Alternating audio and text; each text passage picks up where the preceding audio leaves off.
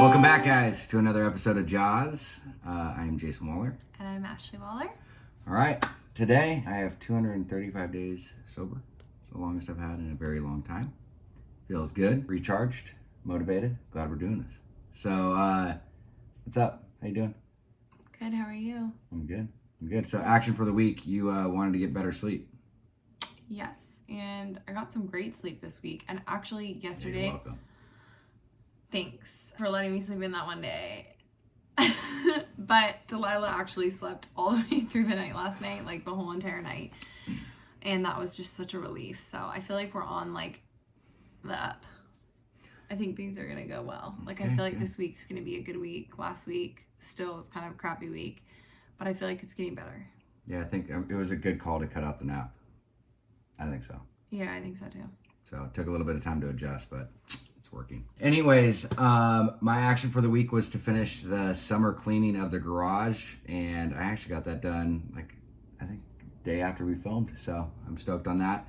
House is in order, which is amazing. It feels good to come home, and everything is like clean. It's clean. So we've taken this COVID downtime to get the house in order and get rid of everything we didn't need. So that was nice. So let's hop into check-in, personal. How you doing? What's going on? Right now I'm feeling a lot better, but I feel like this last week was like pretty annoying. I feel like it tests like a lot of boundaries for me, and I had a lot of triggers. And sorry that I keep doing that. I got this like little button on my tooth for my Invisalign, and I feel like I'm talking weird because of it. You look weird, but anyways. I'm like trying to talk, but it hurts. Well, what are some of the triggering things that happen? I mean, I think make it. Well, I can go. Well, I know, but we'll probably talk about it. So basically, like, thing about Jason and I got into a little bit of an argument because he had told me that he had done something, and he basically lied to me and not done it. So he had opened up to me and told me that he finally like told me the truth about it. So that was like a little frustrating. There were just like a lot of triggering things, like communication that wasn't being communicated. I think anytime that there's like miscommunications about things, obviously we were still in halt mode because Jason and I hadn't slept in like a week. So I think that just kind of like elevates everything. And I do feel like, I guess we can talk about this more, but I do feel like it's really hard sometimes for Jason to communicate with me about his feelings and his emotions. And it's something we talk a lot about in therapy, but it's probably just a guy thing, whereas like I wear my emotions on my sleeve. If I have an issue, I'm constantly talking about it. If I'm feeling funky, I constantly talk about it. But I don't know if it's like a guy thing or just a you thing, where sometimes you have a hard time like communicating your feelings to me in a way so that I can be more supportive towards you. I can't take you seriously when you keep doing I know. But I totally understand what you're saying when it comes to the communication. And it's something that I'm working on. You know, one thing that I'm mindful of is that does happen, and I could be better at communicating my emotions. So she's made me aware of it. And, you know, I usually just like to process and deal with things on my own, which, you know, is not the best thing to do. And it's weird though, because I don't have a hard time communicating my issues or problems with like my core fellowship and the guys that I connect with. But when it comes to like stuff with Ashley, I don't know. I just don't want to bring the burden back to the house. And that's just something that, you know, she really wants me to communicate and be more open with her. So it's something that I'm going to do because I'm just used to going to my mentor or other guys that I connect with, and it's always worked. But I think it's going to be helpful to communicate more with Ashley. So it's something that I'm not used to really doing. And I think a lot of guys go through that, but maybe they don't. So let us know.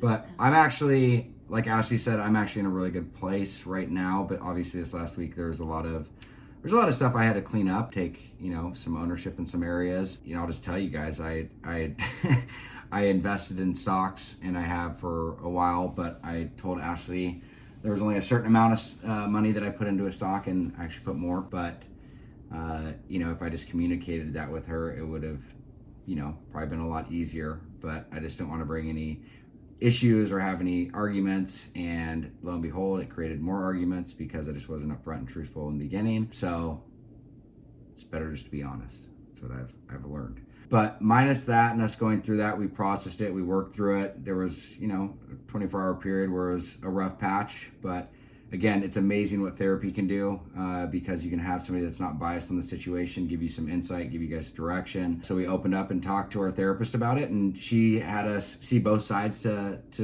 the story. And I even took a little bit of extra time after Ashley and I hopped off and spent another 30 minutes just kind of going through what I was going through, and got a lot of that cleared up. So that felt really good. But I've been, more active. I really believe being active for me is like a huge part of just my mental and emotional health. When I'm active, whether it's, we went hiking, I've been hitting my heavy bag and working out and just doing a bunch of plyometric stuff at the house. And I just feel so much better when I do that. And it's funny looking back as we've done these videos, and it's been, 6 months, almost 5 months. I don't know how long we've been doing this, but I just look back over the past, and it's like when I'm not physically active, on top of doing other stuff that contribute to my program, I just notice how much different of a place I'm in mentally, and I just feel like I'm very grounded. And like I said, it's something like this week I've been a lot more active, and I just feel like I'm in a better place mentally, even with all that other stuff that happened. Like, I'm able to deal with more stuff, I feel like. Yeah, no, I totally agree. So. I even woke up early this morning, went on my Peloton while you were sleeping, and it felt so good. There was like dust collecting on it because I really hadn't been on it in a little bit, probably like 3 weeks. I've been hiking instead of really going on my Peloton, and it's just so convenient. Like, I don't even know why it takes like 30 minutes a day just to hop on, and I make all these different excuses all the time. Like, oh, I don't have time. I gotta do this. I gotta do that. But if I just do it, I feel so much better. So it's just like so simple. Like, why don't I just get on the bike? It's so silly.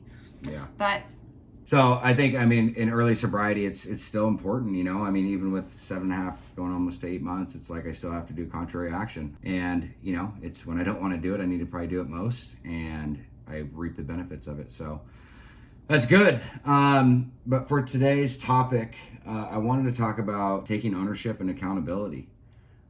Because last night we had a very interesting situation happen.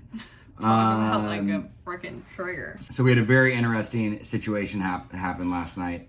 Ash and I got Delilah to bed. We're like, hey, let's watch a movie. Let's have a nice night. Started watching the movie, and we ended up passing out like at 8:30, 8:45. We got to bed really early last night. And all of a sudden there was a knock on our door at about like 9:15, 9:20, and we're like, what the hell? Like, we live in a very quiet neighborhood, and like nobody ever comes to the door. So we woke up, and it was my neighbor. He's like, dude, I just pulled up to your house. I was pulling up to the houses, and I saw your car being towed away.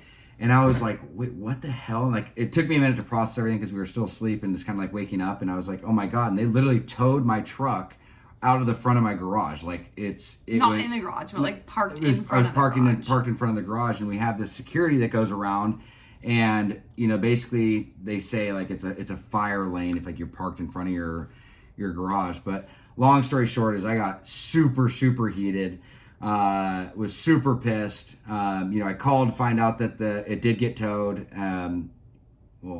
There's like a whole story behind it. Yeah. You don't even have to go into it. Like, it just was so annoying and so frustrating and so like inconvenient for the time being. Our daughter was asleep.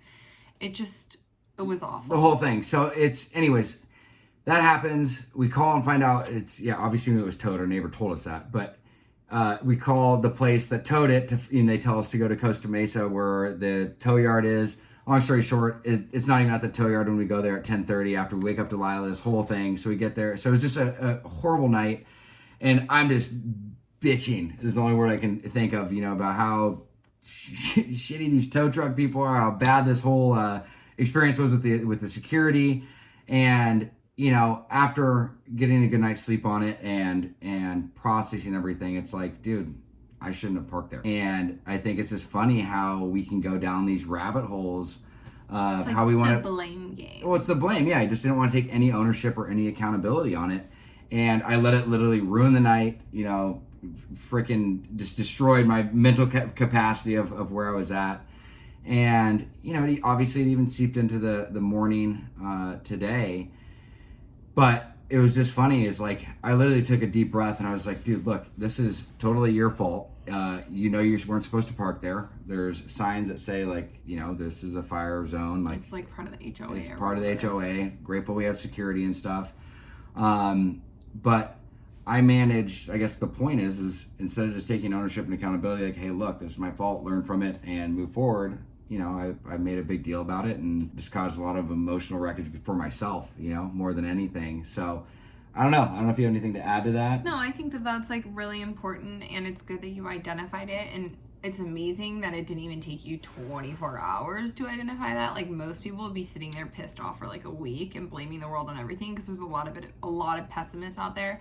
But I think it's really important that it does really reflect of like how much you've grown when you can be aware of something where you're like blaming other people for something that you contribute to, instead of just like taking ownership in what it is.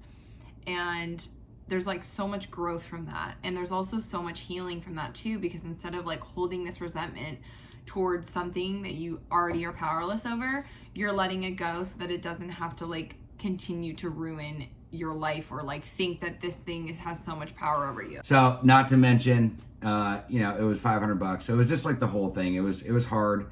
But also, look, I learned it's just easier to take ownership. It's like you'll never park there again now, will you? I won't park there again, that's for sure. So ownership and accountability. I think I just want to give thanks to the program too. I mean, it's a big part of... Huge. Part of why I've been able to do this. I mean, things like that happen, I would have been...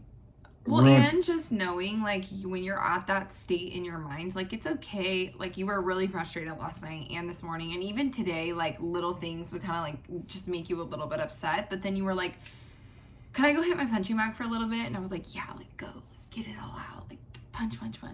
And then you went in the garage and, like, you worked out for a little bit. And then now you're in a totally different place. You know what I mean? Like, you've kind of, like, let that whole thing go. Yeah. No, I know you processed it earlier. I'm just saying that was, like, very helpful. You know the things that, like, help to mend your resentments or mend that feeling. Well, again, that goes back to program, though, is, like, having those things that I've done consistently and, like, just go and do them. Going back to the contrary actions, like, the last thing I wanted to do is go hit my punching bag at 6 o'clock at night. After you were already showered, by the way. Yeah, but it's good when you start to do those and building healthy habits. Like, you're naturally just prone to go that way. So it's great when you work program. It's great that I can take ownership and accountability.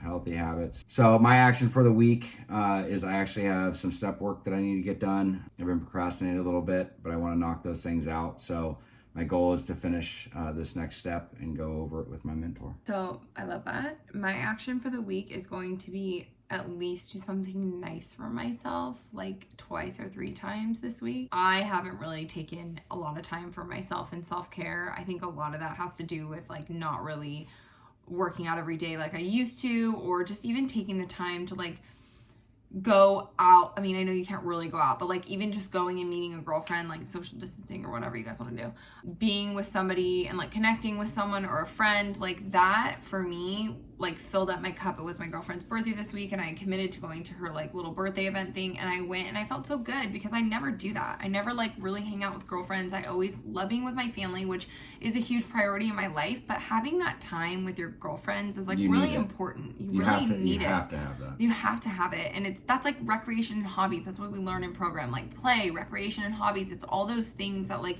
make you a whole as a human and not build those resentments and not have any of those like it just is really good for your soul. So I noticed that like those little things, like I'm a hairstylist, so luckily I have like the in of getting my hair done, and I got my hair done this week, which felt so good, and going to my girlfriend's birthday, and like sounds like you already did your action last week for this week.